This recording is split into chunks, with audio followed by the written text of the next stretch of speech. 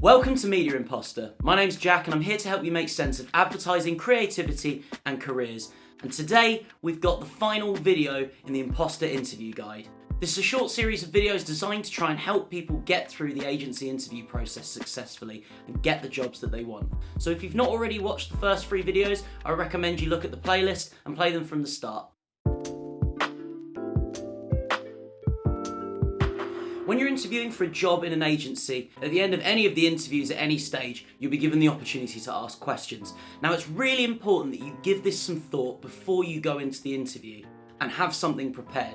Why? Because it shows how you think and it's an opportunity to showcase things that you may not have had a chance to speak about during the interview. Today, I'm going to be giving you 10 questions that you can ask at the end of the interview and hopefully prompt you to think of some of your own. It's worth going into an interview with a few of these up your sleeve, but if the interview's going well, then chances are you'll be able to riff off what they're saying and hopefully have a bit of a conversation.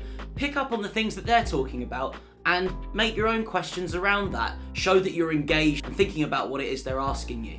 But that said, there are some very specific things you can ask that are going to show that you've got commercial nous, that you're thinking about the way an agency works.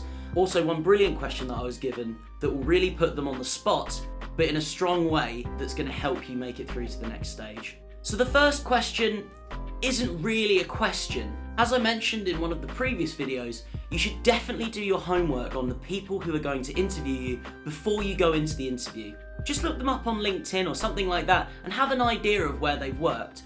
Now, you don't want to come across as weird and stalkerish, because who does? But if you've done your homework on them or the agency, then you can ask them about their experience working there.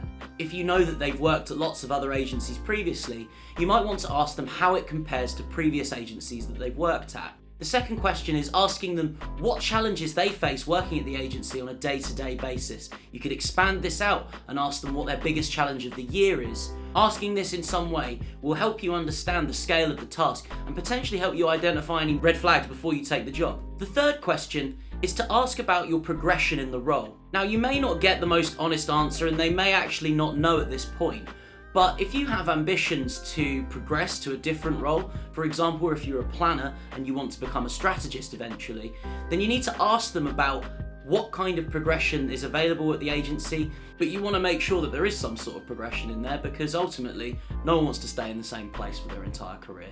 The fourth question is an opportunity to show that you're commercially minded. Now, we know that these are fairly economically uncertain times and hopefully things improve, but advertising is tied to the performance of businesses and often marketing budgets are the first to get slashed when times get hard. So ask whoever's interviewing you how the agency gets paid. Do they have lots of retained clients or do they work on a project by project basis? You can then build on this by asking questions about the performance of the agency. This brings me on to the fifth question, which is quite pointed, but will give you a good idea of how the agency is performing. So the fifth question is to ask, how many pitches has the agency won in the past year? If they've won loads of pitches, that's a great sign the agency's in good health. But if they've not won a pitch for a while, then you might want to ask yourself why that is. The sixth question is you want to ask why the role's available if they've not already told you. Now, if it's available because they're expanding the team, that's a great sign. But it also could be because someone's moved on, they promoted someone within, that's always a good sign. But it's always useful to understand why the role exists. The seventh question is something a little bit more specific to media agencies. You want to ask them what clients you'd be working on if you've not already been told this. Now, most job descriptions will be quite specific in the clients that you're going to be working on. However, sometimes when you're going for a more entry-level role, they might not have decided this yet. But it's important to push, and in this situation, you might want to raise the clients that you have an interest in working on. Always worth asking. The eighth question, a little bit more generic. You want to ask them what strengths or traits that they're looking for in the perfect candidate. Plain and simple, this will set you up for the second interview, because then you can try and focus on those areas next time around. The ninth question, bit of a curveball, but it's a question that I actually like asking people during interviews.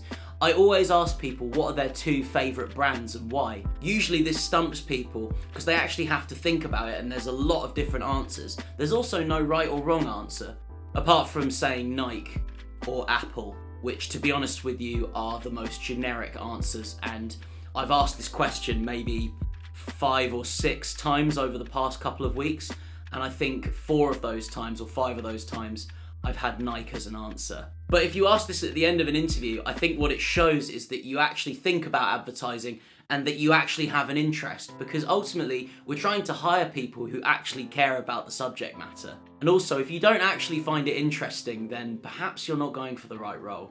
The 10th and final question that I've got for you today is a really smart one. You want to ask them if after interviewing you today, there's anything that you've said, or if you've given them any cause for doubt as to whether you're the right person to the role, and what are those doubts.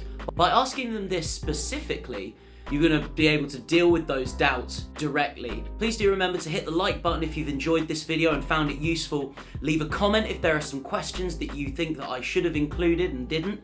And also, please do hit subscribe so that you get notified when I've got new videos coming out. Thanks for watching, guys. We've got this.